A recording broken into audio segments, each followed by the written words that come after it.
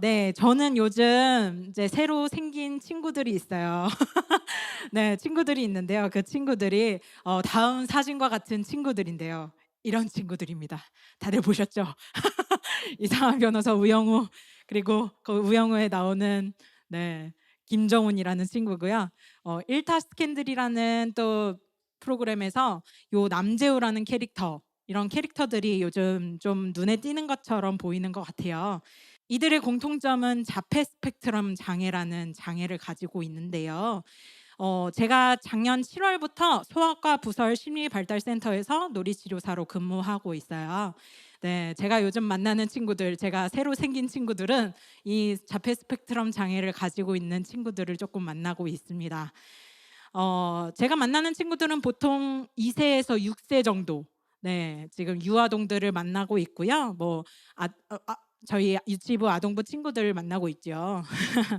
제가 하는 일은 놀이를 통해서 발달이 늦은 아이들을 돌보고 치료하는 일들을 하고 있습니다. 그래서 놀이치료사라고 하는 놀이를 매개체로 하여서 이제 발달이 늦은 친구들, 혹은 아까 발달 장애를 가진 친구들을 좀 돌보고 치료하는 그런 일들을 하고 있습니다. 앞서 보았던 캐릭터의 경우, 특히 이제 우영우의 같은 경우에는 지적 결함이 별로 없잖아요. 이렇게 되게 똑똑하잖아요. 그리고 사회화 훈련이 되게 많이 되어 있어요. 그래서 그런 캐릭터라고 본다면, 제가 만나는 어린 아이들은 아직 이제 사회화 훈련이 잘 이루어지지 않은, 그리고 많이 필요하고 인지 치료도 많이 필요하고 다양한 치료들이 많이 필요한 그런 날 것 그대로의 친구들을 만나고 있다고 보시면 되겠습니다. 대부분 자폐 스펙트럼 장애를 가진 분들을 살펴보면 조금 지적 능력이 떨어져서 우영우에서 이렇게 김정훈의 캐릭터처럼 조금 이렇게 팽수했던 그 뚱뚱한 남자 청년 있잖아요. 그 청년처럼 조금 이렇게 7세에서 지적 능력이 7세에서 정도에서 이렇게 멈추는 그러기도 하고요. 이제 사회화 훈련이 좀 잘 이루어지지 않아서 사회 안에 들어오기도 좀 어려운 캐릭터들도 많은 것처럼 볼 수 있습니다. 이제 워낙 증상이 다양하고 좀 장애가 포함하는 범주가 넓어서 스펙트럼 장애라고 부르고 있습니다. 어 이제 오늘 왜 자폐 스펙트럼 장애에 대해서 이야기를 하냐, 제가 새로 만나는 친구들에 대한 이야기를 조금 해 보려고 하는 것입니다. 일단 조금 여러분들도 조금 아셨으면 좋겠는 마음으로 조금 강의처럼 보이는 문구들을 좀 가져왔습니다. 자폐 스펙트럼 장애란 그럼 무엇인가라는 거를 한번 보도록 할게요. 이제 초기 아동기부터 상호 교환적인 사회적 의사소통과 사회적 상호작용에 대한 지속적인 손상을 보이고, 어, 행동 패턴, 관심사, 활동의 범위가 굉장히 한정적이고 반복적인 것을 특징으로 가지고 있는 신경 발달 장애라고 볼 수 있습니다. 이제 자폐라는 이름 안에 이 장애를 묘사해 두었는데요.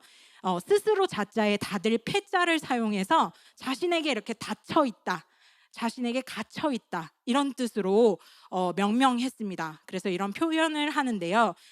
어떻게 보면 상호작용하는데 굉장히 어려움을 가져요. 너와 내가 별로 없고 나 오로지 나로 관심사를 가지게 되는데, 그래서 타인한테는 별로 관심이 없는 모습을 보이게 돼요. 그래서 이제 자기 관심사, 활동 패턴 굉장히 한정적이고 반복적인 특징을 가지고 있는 게 이 장애의 가장 큰 증상입니다. 대부분의 경우 만 3세 이전에 발견이 되는데, 왜냐하면 사회적 그 의사소통에 문제가 생기기 때문이에요. 그때쯤 되면 애들이 막 말을 하고 엄마 아빠 막 이렇게 얘기하면서 말을 굉장히 잘하게 되잖아요. 한 만 3세 정도 넘어가면 이제 자기가 말하고 싶은 말들을 다 할 수가 있게 된단 말이에요. 근데 이런 거를 잘 못하는 친구들을 보다 보니, 요런 장애가 있구나 하는 것들을 발견하게 되기 때문입니다.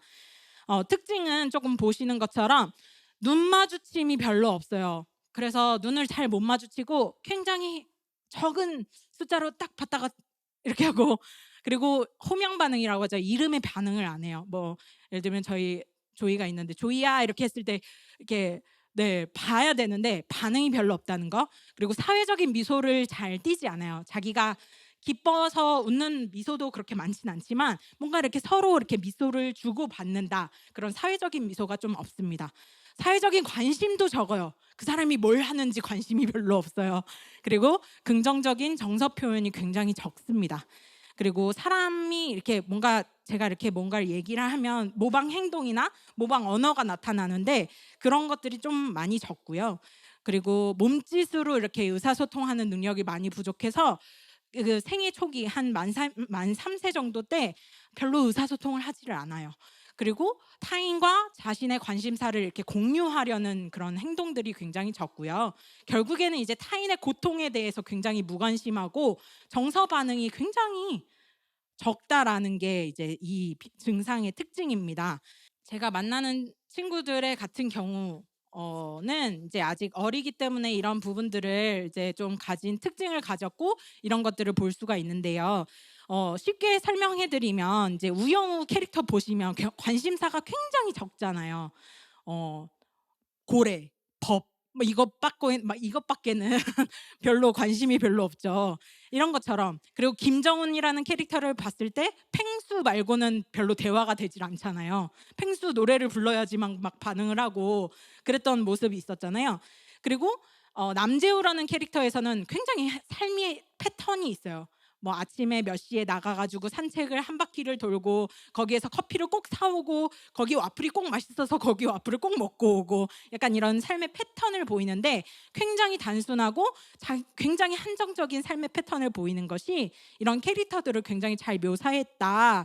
이렇게 볼 수가 있습니다. 제가 보는 아이들의 경우에 같은 경우에는 언어 발달 지연으로 많이 와요. 그래서 말을 잘 못해요. 그리고 이렇게 좀 제가 아까 말씀드린 것처럼 좀 타인에 대해서 관심이 조금 없는 친구들. 근데 성향상 그런 친구들도 있잖아요. 그래서 이제 그런 친구들과 그리고 그런 친구들의 같은 경우에 언어가 당연하게 좀 자연스럽게 적을 수밖에 없어요. 왜냐면 다른 친구들한테 관심이 별로 없으니까 이렇게 뭔가 소통을 해야 되는 의미를 잘 못 찾아서 조금 언어에 대해서 이렇게 발달이 지연을 겪는 친구들이 있습니다. 이런 친구들을 보게 되는 것 같아요. 근데 요 이제 자폐 스펙트럼 장애 같은 경우에는 이런 이제 언어 발달이 잘 이루어지지 않기 때문에 오게 되는 것입니다. 이제 눈 마주침이나 상호작용의 결함을 가졌기 때문에 언어에 대한 습득도 굉장히 한정적이에요. 자기가 하고 싶은 말만 할 수가 있기 때문에 그걸 배우는 데까지도 굉장히 오래 걸리고 그거를 알아채는 데까지도 굉장히 오래 걸립니다. 이런 이제 타인에 대한 무관심뿐만이 아니라 더 어려운 것은 주 양육자와의 관계에서도 되게 어려움을 겪어요. 엄마와 아빠 이렇게 친근한 사람은 이렇게 친근한 감정 표현을 하잖아요. 근데 그런 감정 표현도 조금 어려움을 겪게 되는 것입니다. 요즘 이제 그 자폐 장애인들의 증가 그래프도 있어 가지고 가지고 왔는데 이게 2022년에 발표된 2021년 통계입니다. 옆에 오른쪽 거를 보시면은 이제 2011년보다 2021년이 거의 2배 이상의 증가를 보였다 이렇게 볼 수가 있는데요. 이제 아마 지금 현재는 더 많은 수로 증가했을 것이다 하는 것들을 많이 추측하고 있어요. 어 제가 이제 이들을 정확하게 진단하는 것은 한 7-8세 만으로 7-8세 정도가 적당한데요. 그전에는 조금 섣부르긴 하고요. 7-8세 정도가 적당한데 그 이유는 사회화가 잘 이렇게 이루어지지 않는 선에서 경계선인 친구들도 굉장히 많거든요. 그 사이에 있는 친구들. 어떻게 보면 정상적으로 활동할 수 있는 친구들이 있는가 하면 그 사이에 있는 친구들이 많기 때문에 조금 진단을 미루어서 이렇게 진단하는 것이 대부분이고요. 이제 다른 발달에 대한 장애, 뭐 예를 들면 지적 장애라든지 다른 장애들이 많잖아요. 그래서 그런 것들을 구별하는 것이 어린 연령일수록 굉장히 섣부르기 때문입니다.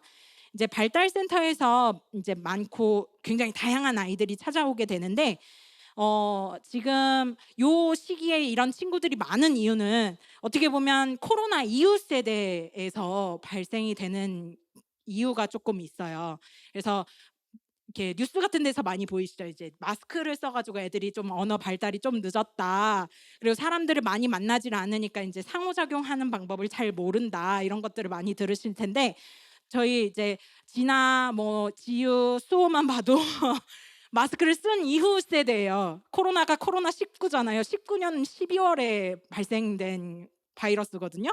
그러니까는 2020년생인 우리 친구들부터는 다 마스크를 썼던 그런 삶을 살았던 친구들이거든요. 그 모든 생에 마스크가 있었어요. 그래서 인제 상호작용하는 것, 얼굴 표정을 보고 그 말을 따라하는 것이 쪼끔 어려울 수 있었겠다. 이런 게 이제 학계에서 보고가 되고 있습니다. 그리고 미디어 요즘 엄청 많이 이렇게 나오잖아요. 뭐 만 2세 이전에 뭐 미디어 시청이 2시간 이상일 경우에 뭐 언어 발달이 늦었다 이런 이제 통계들이 나오고 있고 학계에서 그렇게 발표가 되고 있어요. 그래서 이제 미디어 시청이 발달을 조금 지연시킨다 이런 것들을 좀 볼 수가 있고요. 그리고 아무래도 대가족화로 살았던 옛날과는 다르게 핵가족으로 살고 있기 때문에 서로 상호작용해야 하는 사람들이 굉장히 적을 수밖에 없다. 이렇게 보고 있습니다. 그래서 여러 가지 이유로 그리고 여러 가지 반응으로 좀 발달이 지연되는 모습들을 조금은 볼 수가 있는 것 같아요. 그래서 저는 그런 아이들을 지원하고 그런 아이들을 돌보고 그런 아이들을 치료하는 일들을 지금 하고 있습니다.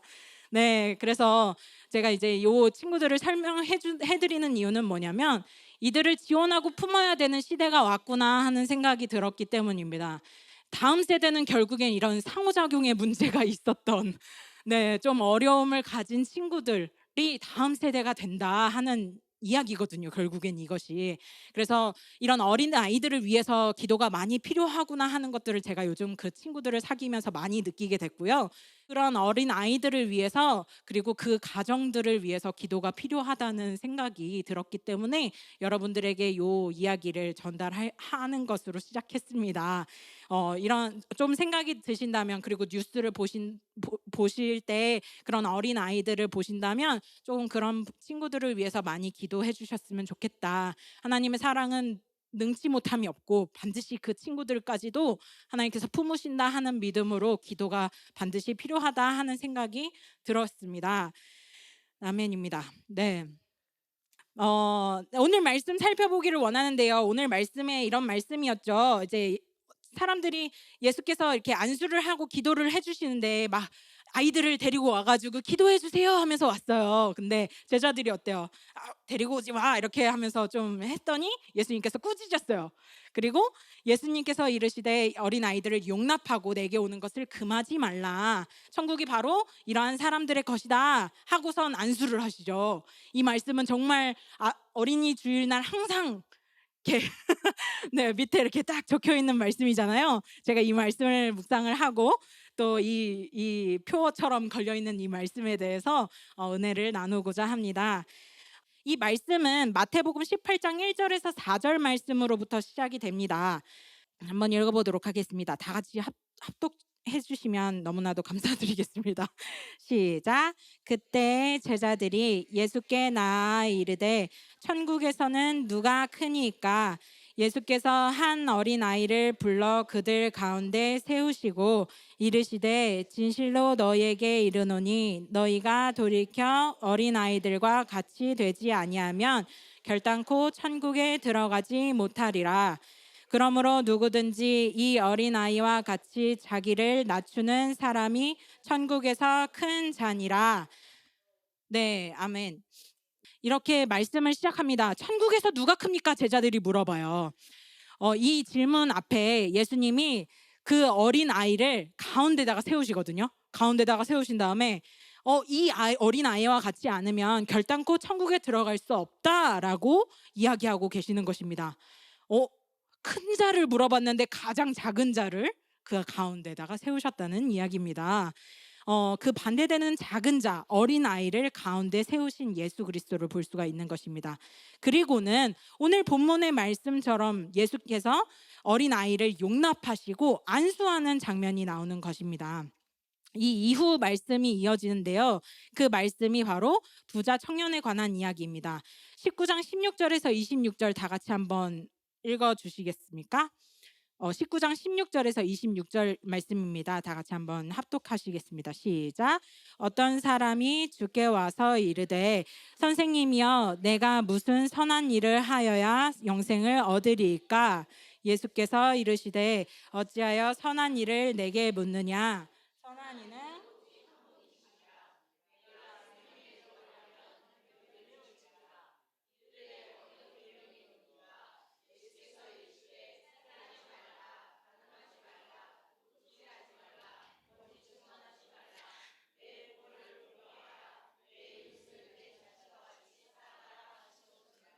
그 청년이 이르되 이 모든 것을 내가 지키었사온데 아직도 무엇이 부족하니이까? 예수께서 이르시되 내가 온전하고자 할진대 가서 내 소유를 팔아 가난한 자들에게 주라. 그리하면 하늘에서 보화가 내게 있으리라. 그리고 와서 나를 따르라 하시니 그 청년이 재물이 많음으로 이 말씀을 듣고 근심하며 가니라.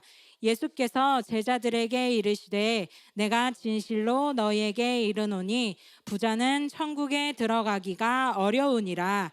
다시 너희에게 말하노니 낙타가 바늘귀로 들어가는 것이 부자가 하나님의 나라에 들어가는 것보다 쉬우니라 하시니 제자들이 듣고 몹시 놀라 이르되 그렇다면 누가 구원을 얻을 수 있으리까? 예수께서 그들을 보시며 이르시되 사람으로는 할 수 없으나 하나님으로서는 다 하실 수 있느니라. 아멘. 네, 이번에는 반대로 작은 자를 안수하시고는 그 반대되는 큰 자, 부자를 이야기하시는 것입니다. 그러니 어린아이와 같지 않으면 천국에 들어갈 수 없다. 부자가 천국에 들어갈 수 없다 함을 같이 보아야 하는 것입니다. 작은 자는 그럼 이 말씀을 쭉 보았을 때 스스로 낮추는 자, 자기 소유를 팔아서 가난한 자들에게 주고 예수를 따르는 자라고 볼 수가 있습니다. 천국에 들어갈 수 있는 이런 어린아이는 결국엔 자기를 스스로 낮추어 예수를 따르는 자라고 볼 수가 있는 것입니다. 과연 이 말씀을 받은 자들이 있을까? 제자들도 놀랐어요. 그렇죠? 과연 누가 구원을 얻을 수 있는가라고 누가 받았겠습니까? 근데 웃긴 것은 27절에 바로 베드로가 이렇게 얘기하는 것입니다. 27절부터 30절까지 다 같이 한번 읽어보도록 하겠습니다. 이에 베드로가 대답하여 이르되 보소서 우리가 모든 것을 버리고 주를 따랐사온데 그런즉 우리가 무엇을 얻으리이까? 예수께서 이르시되 내가 진실로 너희에게 이르노니 세상이 새롭게 되어 인자가 자기 영광의 보좌에 앉을 때에 나를 따르는 너희도 12 보좌에 앉아 이스라엘 12 지파를 심판하리라. 또 내 이름을 위하여 집이나 형제나 자매나 부모나 자식이나 전토를 벌인 자마다 여러 배를 받고 또 영생을 상속하리라. 그러나 먼저 된 자로서 나중 되고 나중 된 자로서 먼저 될 자가 많으니라. 베드로는 신이 나서 이야기합니다. 왜냐하면 자기가 다 모든 것을 버리고 예수님을 따랐거든요. 사람으로는 할 수 없으나 하나님께서는 하실 수 있다. 26절에 분명히 예수님께서 말씀하셨거든요. 근데 그 바로 다음 절 27절에 베드로가 막 신이 나서 얘기해요. 저요 제가 다 버리고 따랐습니다 라고 이야기했다는 것입니다. 베드로의 머릿속에는 천국에서 큰 자, 아직 그 개념을 가지고 있는 거죠. 큰 자에 대한 얘기를 생각을 하고 있었어요. 자기가 먼저 된 자라는 거죠. 자기가 다 버리고 예수님을 따르는 첫 번째 제자 막 이렇게 생각을 했다라는 거예요. 그것은 근데 비단 베드로의 이야기는 아니었어요. 모든 제자에 대한 이야기, 그리고 그것은 우리의 이야기입니다. 베드로는 성격이 그래서 그렇지 언제나 그렇듯 우리의 모습을 대표하고자 네, 그런 모습을 보여주고 있는데요. 이제 큰 자에 관심이 참 많았던 것으로 보입니다. 이것을 계속 이해를 못하고 있는 맥락을 계속 보셔야 돼요. 왜냐하면 이 20절, 그러니까 20장에 마태복음 20장 20절에서 28절의 말씀에 이 질문을 다시 하거든요. 네, 다 같이 한번 마태복음 20장 20절에서 28절 말씀 다 같이 한번 읽어보도록 할게요. 시작. 그때 세베대의 아들의 어머니가 그 아들들을 데리고 예수께 와서 절하며 무엇을 구하니 예수께서 이르시되 무엇을 원하느냐 이르되 나의 이 두 아들을 주의 나라에서 하나는 주의 우편에 하나는 주의 좌편에 앉게 명하소서. 예수께서 대답하여 이르시되 너희는 너희가 구하는 것을 알지 못하는도다. 내가 마시려는 잔을 너희가 마실 수 있느냐? 그들이 말하되 할 수 있나이다. 이르시되 너희가 과연 내 잔을 마시려니와 내 좌우편에 앉은 내가 주는 것이 아니라 내 아버지께서 누구를 위하여 예비하셨든지 그들이 얻을 것이니라. 열 제자가 듣고 그 두 형제에 대하여 분이 여기거늘 예수께서 제자들을 불러다가 이르시되 이방인의 집권자들이 그들을 임의로 주관하고 그 고관들이 그들에게 권세를 부리는 줄을 너희가 알거니와 너희 중에는 그렇지 않아야 하나니 너희 중에 누구든지 크고자 하는 자는 너희를 섬기는 자가 되고 너희 중에 누구든지 으뜸이 되고자 하는 자는 너희의 종이 되리라 하리라. 인자가 온 것은 섬김을 받으려 함이 아니라 도리어 섬기려 하고 자기 목숨을 많은 사람의 대속물로 주려 함이니라.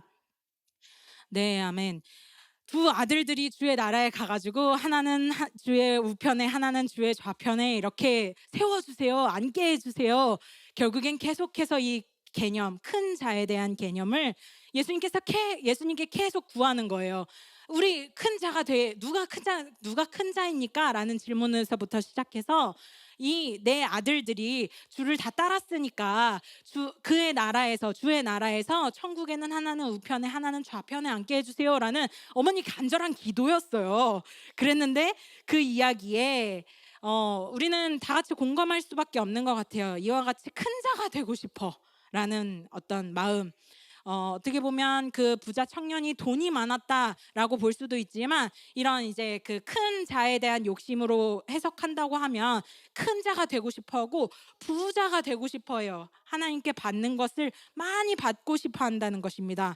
이미 마음은 다 가진 모든 것을 다 가진 부자의 마음을 가지고 있는 제자들을 볼 수가 있습니다. 사람들의 기대는 늘 강해지는 것이었습니다. 사람들의 기대는 항상 부해지는 것이었어요. 근데 사람들의 기대, 그 큰 자로 사는 것이 아니다라고 예수님께서는 오늘 말씀하시고 계신다는 것입니다. 그렇다면 어린아이란 무엇일까라는 생각이 들게 되는 말씀인 것 같아요. 지금 말씀을 쭉 다 같이 읽으셨잖아요. 그럼 도대체 어린아이가 무엇인가라는 생각이 들어야 된다는 생각이 듭니다. 제가 오늘 처음에 설명해드렸던 소개해드린 제 친구들이 있잖아요. 네, 이런 친구들이에요. 이렇게 눈을 마주치지도 못하고 혼자서 놀이를 하고 이런 친구들인데요. 저는 요즘 이런 친구들을 만나면서 좀 어린아이에 대한 묵상을 조금 많이 하고 있는 요즘이에요. 제가 지난 설교도 굉장히 어린아이에 대해서 많이 설명을 드렸었잖아요. 제가 묵상하고 있는 것들이 조금 만나는 친구들이 그렇다 보니까 굉장히 그런 이제 어린아이에 관해서 조금 생각을 하고 있는데요. 이 친구들하고 놀이를 하다 보면 조금 제가 소외감을 느껴요. 왜냐면 이 친구들이 저를 왕따를 시키거든요. 제가 한 공간에 같이 있는데도 굉장히 막 저랑 상호작용하려고 노력하지 않아요. 정말 작은 친구들만 봐도 막 눈 마주치면서 막 웃고 까르륵 까르륵 하는데 이 친구들은 이게 불편해서 오는 친구들이다 보니까 저를 좀 외롭게 해요. 그 1대1로 그 친구와 같이 있어야 되는데 조금 외롭습니다. 네, 옆에 있는데 옆에 있질 않아요. 옆에 있는데도 노는데 놀이를 혼자 해요. 자기 혼자서 놀아요. 저를 끼워주질 않아요. 옆에서 계속 그걸 같이 봐줘도 제가 옆에 있는지를 몰라요. 이런 친구들이라고 볼 수 있습니다. 눈을 마주치지도 않고요. 소리에 반응하지도 않아요. 되려 이렇게 등을 딱 돌리고 혼자서 놀아요. 네, 없는 것처럼 행동하는 모습을 보면서 이런 생각을 했어요. 하나님 앞에서 내 모습이 정말 이러한 모습이겠구나. 하나님 나랑 함께 계시는데 나는 항상 하나님 등을 돌리고 나 한 것만 바빠가지고 내가 하고 싶은 것만 하고 있는 것이 아닌가 하는 생각을 하게 되었습니다. 아무리 옆에서 막 예수님께서 같이 계셔도 제가 보지도 않고, 그리고 그걸 볼 수 있는 눈도 없고요. 그런 생각도 못하고 있구나. 이런 생각을 하게 되었다는 것입니다. 깨닫지도 못하고, 보지도 못하고, 듣지도 못하고, 눈을 마주치지 않아요. 제 삶에서 함께 그와 웃지 않고, 이름을 불러도, 하연아 불러도 대답이 없는 나에 대해서 굉장히 많은 묵상을 했습니다. 하나님과의 나의 관계에서는 어쩌면 이런 관계일 수 있겠다. 하나님과의 나와의 관계가 굉장히 일방적인 관계일 수 있겠다. 이런 생각을 했습니다. 정말 자폐라는 이름에 제가 무릎을 꿇게 되었는데요. 진정 자기에게 다친 자가 바로 나구나 하는 묵상이었습니다. 죄로 인해서 하나님과의 단절이 왔습니다. 그래서 우리가 하나님을 볼 수도 들을 수도 없게 되었죠. 우리의 정말 악하고 모질고 또 자기에게 집중된 죄에 대한 결과를 가지고 있구나 하는 생각을 그렇게 하게 되었다는 것입니다. 아무리 크신 주께서, 아무리 항상 함께 하시는 주께서 함께 하셔도 내가 그것을 느낄 수도 볼 수도 없구나 하는 것을 느끼게 되었다는 것입니다. 이 어린아이의 큰 특징을 잡자면 이런 것입니다. 생명은 강해요. 그렇지만 그것을 혼자서 지키면서 살아가기가 굉장히 어려운 자죠. 그래서 의지하여서 살 수밖에 없는 자, 어린아이, 작은 자를 말씀하시고 계신다는 것입니다. 저는 요즘 이런 친구들을 만나면서 확실한 건 이렇게 보는 것입니다. 이를 불쌍히 여기고 끝까지 인내하면서 돌보는 양육자가 있기 때문에 그들이 살 수 있구나. 끝까지 인도하시는 하나님께서 계시기 때문에 내가 살 수가 있구나 하는 것을 계속해서 묵상하고 있는 중입니다. 예수님께서는 오늘 우리에게 이런 어린아이가 되어야 한다. 넌 나를 의지해서 살아야 돼. 내가 주는 생명을 먹고 살아야 돼 하는 말씀을 하고 계신다는 것입니다. 요 중간 타임에 찬양을 다 같이 했으면 좋겠다라는 생각이 들었어요. 제가 이 말씀을 묵상을 하면서 묵상했던 찬양인데요. 가사를 보면 주 나의 모습 보내. 제가 이제 이전에 찬양을 할 때는 주 나의 모습 보내 그냥 상한 나의 마음 보시네였는데요. 이 아이들을 묵상을 하다 보니까 정말 하나님께 등 돌리고 있는 내 모습을 보고 계시는 양육자의 모습, 하나님 돌보시는 하나님의 모습으로 보게 되더라고요. 그래서 주 나의 모습 보내 상한 나의 마음을 보고 계시네 라는 찬양입니다. 다 같이 이 찬양을, 이 모질고 악한, 약하고 정말 상한 나의 마음을 보시는 분, 그리고 세상 소망 큰 자로 살아가기 원했던, 내가 그냥 나의 것을 하면서 살아가길 원했던 그게 점점 줄어들고 주 은혜로 살아가게 되는 것, 그것이 나를 세우고 있다라는 것이 정말 큰 묵상으로 다가왔습니다. 이 찬양 다 같이 하였으면 좋겠습니다.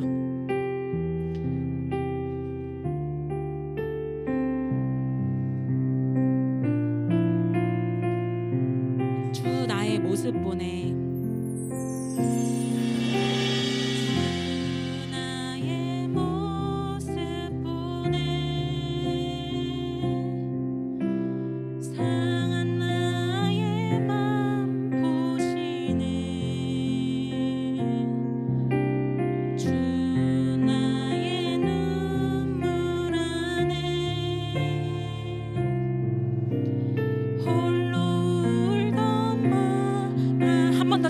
주 나의 모습 보내 주 나의 모습 보내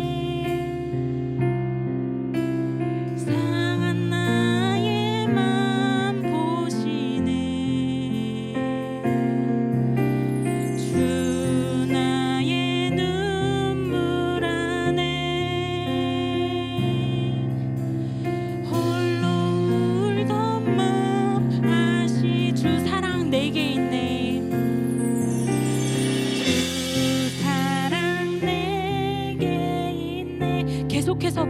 주의 사랑이 나를 채우네. 그 사랑이 날 채우네. 그것이 은혜임을 내가 알게 되고 주는 내게 있네. 그 은혜로 나를 세우네. 그 은혜로 날 세운 세상 소망 다 사라져가도 세상 소망 다 사라져가도 주의 사랑은 끝이 없으니 살아가는 이 모든 순간이 주의 힘. 이것이 어린아이와의 고백 같습니다. 세상 소망 다 사라져가도 세상 소망 다 사라져가도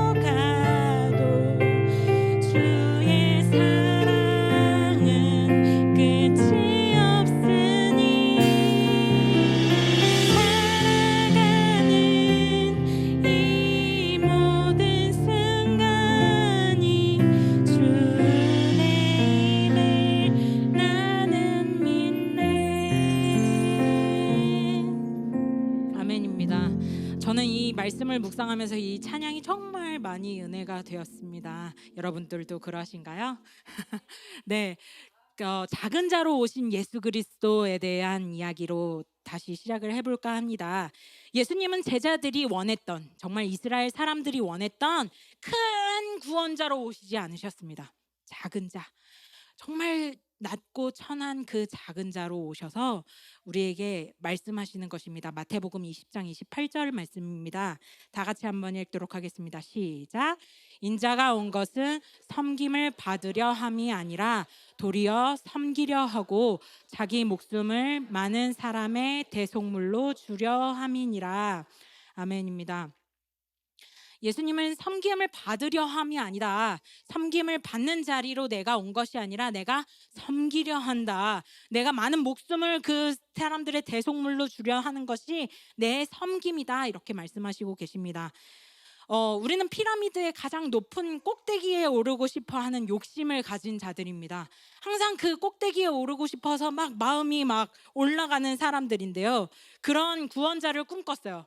우리 이스라엘 백성들을 그렇게 이끌어갈 강력한 구원자를 원했죠.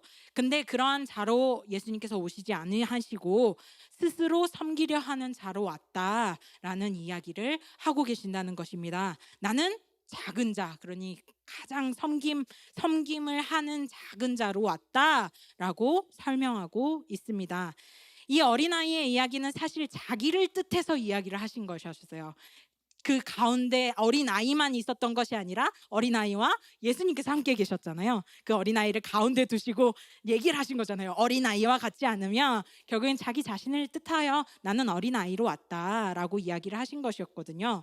예수님은 어린아이에 대한 말씀을 하셨는데 그 말씀이 어디 사실 나오냐면 십자가 고난과 부활에 대해서 3번을 말씀하시거든요.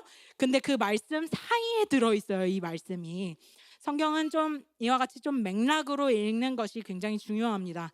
하나하나 그냥 좋은 말씀을 받고 그냥 읽고 말기에는 굉장히 이렇게 이해하기 어려운 부분들도 굉장히 많이 나오는데요. 이것을 하나의 뜻, 하나님의 뜻을 향한 말씀으로 읽으면 반드시 풀어질 줄 믿습니다.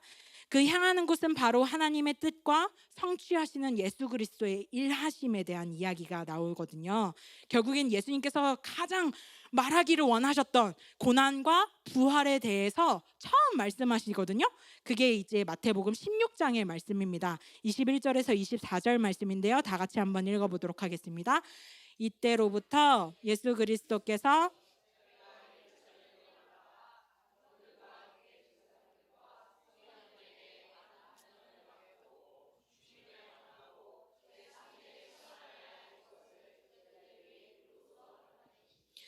베드로가 예수를 붙들고 항변하여 이르되 주여 그리 마옵소서 이 일이 결코 주께 미치지 아니하리이다. 예수께서 돌이키시며 베드로에게 이르시되 사탄아 내 뒤로 물러가라. 너는 나를 넘어지게 하는 자로다. 내가 하나님의 일을 생각하지 아니하고 도리어 사람의 일을 생각하는도다 하시고, 이에 예수께서 제자들에게 이르시되 누구든지 나를 따라오려거든 자기를 부인하고 자기 십자가를 지고 나를 따를 것이니라. 아멘. 이 말씀은 너무너무 유명한 말씀이죠. 베드로가 막 칭찬을 받았어요. 그랬는데 바로 사탄아 내 뒤로 물러가라 막 이렇게 말씀을 들은 말씀이거든요. 예수님께서는 십자가의 고난과 부활에 대해서 이야기를 하셨어요. 너무너무 원하셨던, 정말 우리를 위하여 이것을 위해서 왔다 막 마음이 두근두근 거려가지고 처음 제자들에게 딱 이야기를 했는데 베드로가 주여 그리마옵소서라고 얘기를 했다라는 거죠. 그랬는데 이 말씀에 예수님께서 이제 이렇게 얘기를 하시는 거예요. 누구든지 나를 따라오려거든 자기를 부인하고 자기 십자가를 지고 나를 따를 것이다 라고 얘기를 하는데, 이제 이것을 어린아이와 같이 받아들이게 된다 하면 어떻게 받아들이는 것인가? 그것은 세상에서 나 된 자기 자신, 그러니까 큰 자가 되려고 하는 나의 마음, 그것을 부인하고 이 작은 자, 어린아이와 같이 따라야 한다라는 말씀이라는 것입니다. 예수님은 강한 생명을 가지신 하나님 자체이셨지만 하나님을 의지하면서 사는 작은 자로 이 땅 가운데 오셨습니다. 아멘이십니까? 아멘. 섬김을 받으러 온 것이 아닌 작은 자로 섬기러 온 삶을 사신 어린아이입니다. 누구든지 나를 따라오려거든 이렇게 따라오라 라고 말씀하셨다는 것입니다. 우리는 그렇게 살 수 없다는 걸 베드로가 너무 명확하게 보여주는 것 같아요. 주여 그리마옵소서 저는 갈 수가 없습니다. 이렇게 말하는 베드로가 너무너무 이해가 되는 거예요. 하나님께서는 우리는 할 수 없다. 그러나 하나님께서는 할 수 있다라고 예수님께서 말씀해 주시고 계신다는 게 굉장히 큰 위로가 되고 믿음이 샘솟는 것 같습니다. 우리는 이런 어린아이로서 하나님의 뜻을 이루고 성취하는 삶을 사신 예수 그리스도를 볼 수가 있는데요. 이 삶을 보고 하나님의 뜻을 살펴볼 수가 있었습니다. 마태복음의 말씀입니다. 마태복음 18장 10절에서 14절 말씀인데요. 다 같이 요 없음도 같이 뒤에 어떤 사본에도 읽겠습니다. 시작. 삼가 이 작은 중에 하나도 없인 여기지 말라. 너희에게 말하노니 그들의 천사들이 하늘에서 하늘에 계신 내 아버지의 얼굴을 항상 배웁느니라.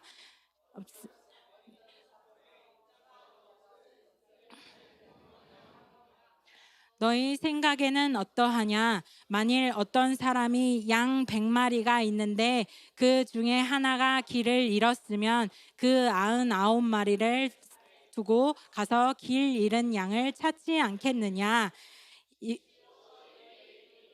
만일 찾으면 길을 잃지 아니한 99마리보다 이것을 더 기뻐하리라. 이와 같이 이 작은 자 중에 하나라도 잃는 것은 하늘에 계신 너희 아버지의 뜻이 아니니라. 아멘. 제가 처음에 이것을 읽었을 때는 조금 이해가 안 되는 부분이 있었거든요. 일단 99마리가 있었는데 그것을 두고 찾으러 갔다는 것도 조금 이해가 안 됐고요. 두 번째는 그 한 마리를 잃었다가 찾은 게 그 기쁨이 된다라는 것도 조금 이해가 안 됐어요. 왜지? 왜 잃어버린 그 한 마리를 찾는 것이 하나님의 뜻이지? 라는 생각을 했거든요. 그런데 이사야서 53장 6절의 말씀에 저를 치는 말씀이 있었습니다. 다 같이 한번 읽겠습니다. 시작.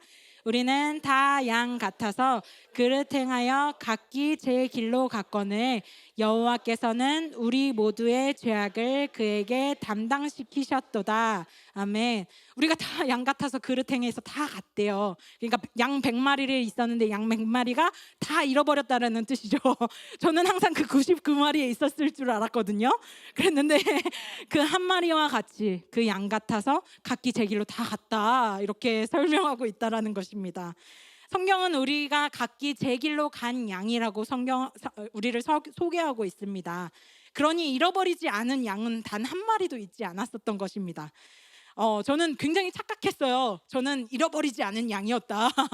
이 지금 청자, 이것을 예수님의 말씀을 듣고 있는 청자처럼 저는 잃어버리지 않는 양이었거든요. 잃어버리지 않았었던 양이었는데 이 잃어버린 자에 대한 이야기를 하실 때, 이 양에 대한 이야기를 하실 때 저를 이렇게 내가 착각을 했었구나 하는 생각을 하게 하셨다는 거죠. 하나님의 뜻은 잃어버린 자를 찾는 것이었습니다. 바로 용서가 필요한 돌아온 자들을 기뻐하신다. 하나님의 뜻은 용서가 필요한 돌아온 자들이 있었다라는 뜻이었습니다. 예수님은 공생의 기간 내내 그러한 자들을 찾으러 다니셨어요. 막 이렇게 삿대질하고 막 어떻게 하는지 주시하는 사람들을 무시하시고 항상 그 사람들을 꾸짖으시고 찾아간 자들이 있었는데, 그 사람들이 바로 용서가 필요한 돌아온 자들이었습니다. 그 자들은 맹인, 중풍병자, 병든 자, 어린아이, 고아, 과부, 이렇게 이제 좀 이런 자들을 예수님께서 찾으러 다니셨거든요. 그게 바로 어린아이였구나.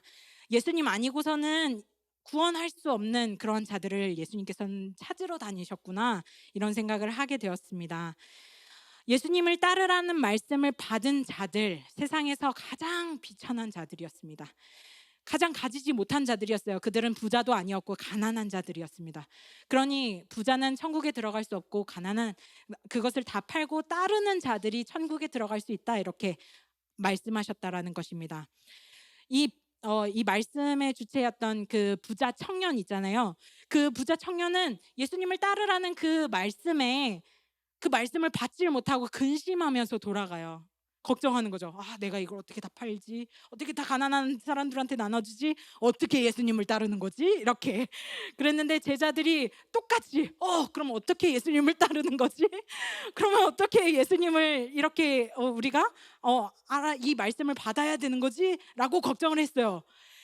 그런데 그 말씀을 듣고 그 말씀을 어린아이와 같이 받았던 자가 바로 마태복음 26장에 나오거든요.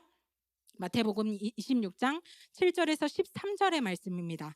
마태복음 26장 7절에서 13절 다 같이 한 목소리를 읽도록 하겠습니다. 시작. 한 여자가 매우 귀한 향료 값을 가지고 와서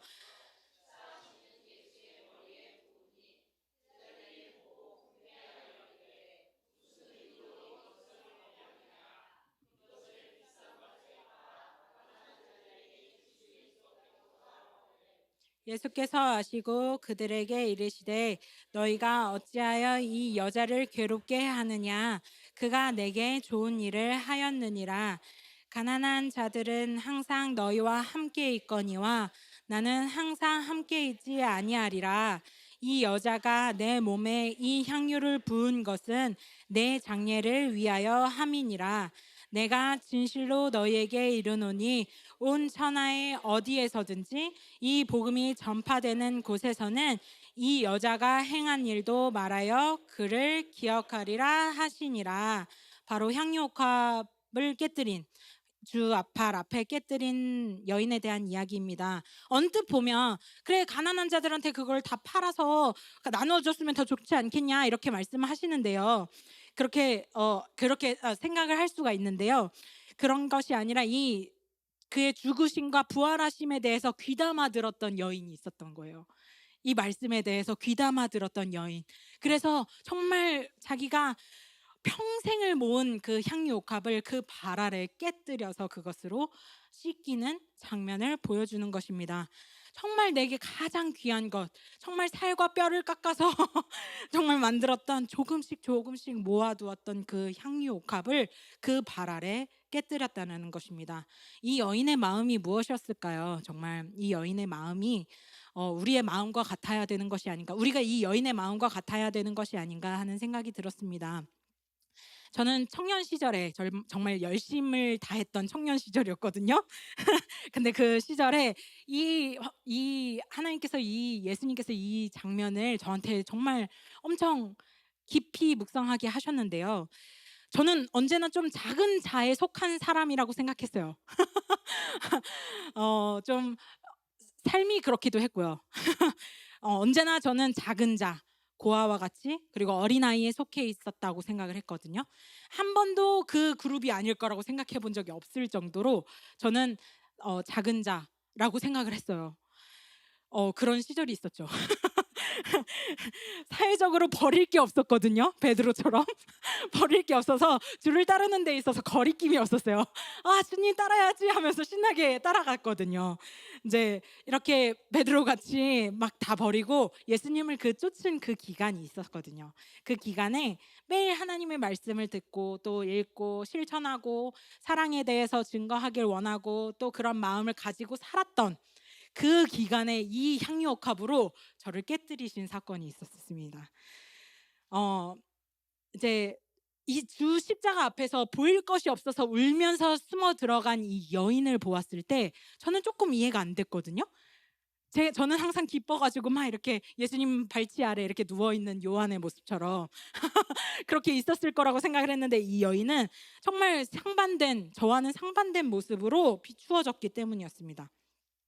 그것은 이미 제 안에서 이제 좀 종교인의 모습으로 좀 자리 잡고 있었던 제 모습이 아니었을까 하는 생각을 하게 되었어요.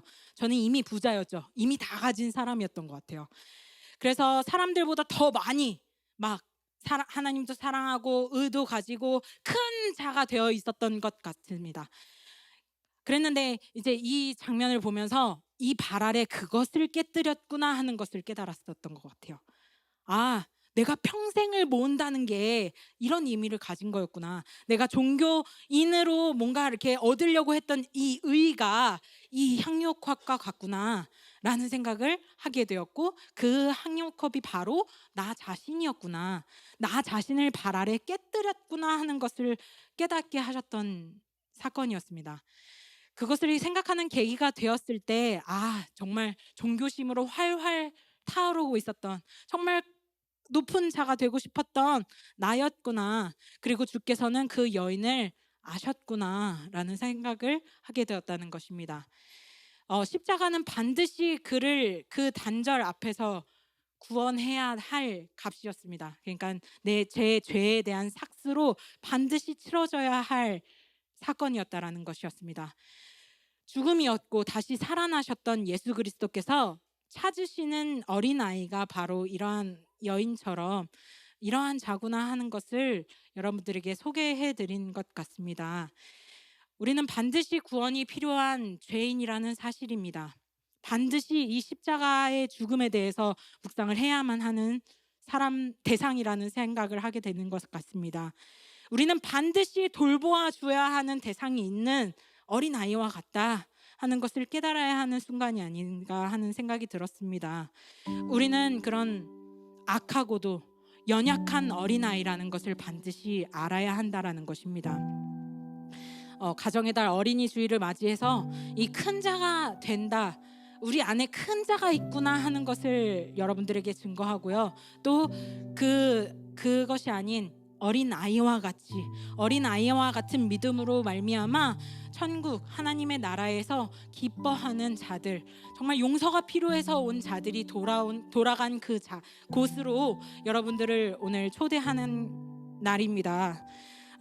강한 자, 큰 자로 있는 그 순간, 그 장소에는 계시지 아니하십니다. 오직 나의 가장 연약한 부분, 가장 작고 가장 그러한 마음, 그리고 가장 나의 악한, 그리고 그 힘든 그 장소에 항상 함께 하시는 하나님을 여러분들에게 소개해 드립니다. 그곳에서 나를 만나시고 나를 새롭게 하시는 분이 계십니다. 나를 정말 잘 아시고 나의 가장 약함을 아시는 분이십니다.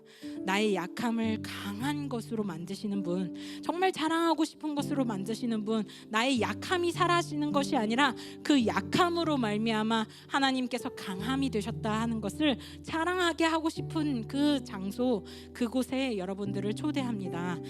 하나님께서는 어린 아이로 예수 그리스도를 보내신 것과 같이 그 어린 아이를 부르시고 계십니다. 오늘도 그러한 어린 아이를 찾아서 주의 돌보심을 깨닫게 하시고 새롭게 하시는 분입니다. 반드시 그 양육자가 필요한 어린아이, 그 어린아이와 같은 마음으로 우리 함께 기도했으면 하는 것이 있습니다.